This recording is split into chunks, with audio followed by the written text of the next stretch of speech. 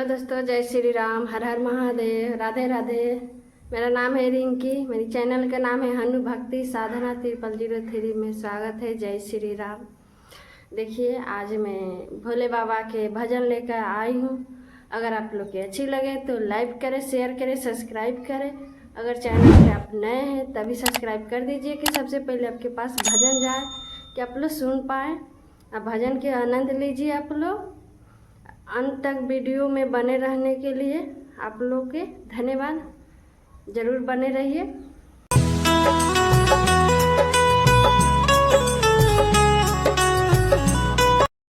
सूतल बानी भोला जी, जगाई हम कैसे, जगाई हम कैसे हो, जगाई हम कैसे, जगाई हम कैसे हो, जगाई हम कैसे।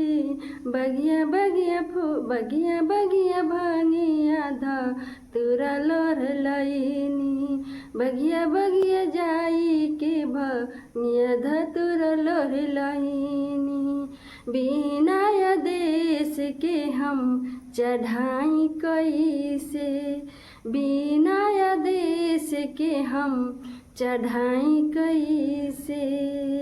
सुतल बानी भोला जी, नींद से जगाई कैसे, सुतल बानी भोला जी, नींद से जगाई हम कैसे, जगाई हम कैसे हो, जगाई हम कैसे। सुतल बानी नींद से जगाई हम कैसे, भोला जी सुतल बानी नींद से जगाई हम कैसे।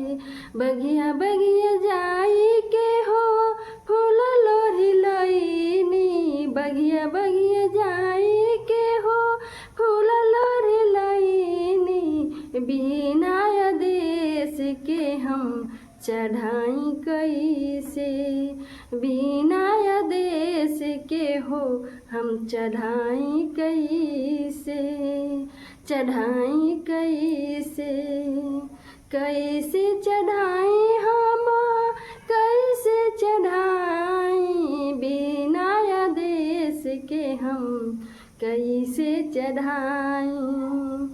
भोला सुतल बानी नींद से जगाई हम कैसे, भोला सुतल बानी नींद से हम जगाई हम कैसे, जगाई हम कैसे हो, जगाई हम कैसे।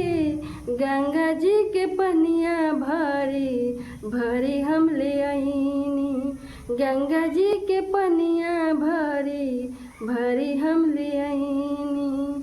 बिना आदेश के हम चढ़ाई कैसे, बिना आदेश के हम चढ़ाई कैसे, कैसे चढ़ाई हम, कैसे चढ़ाई, चढ़ाई हम कैसे चढ़ाई।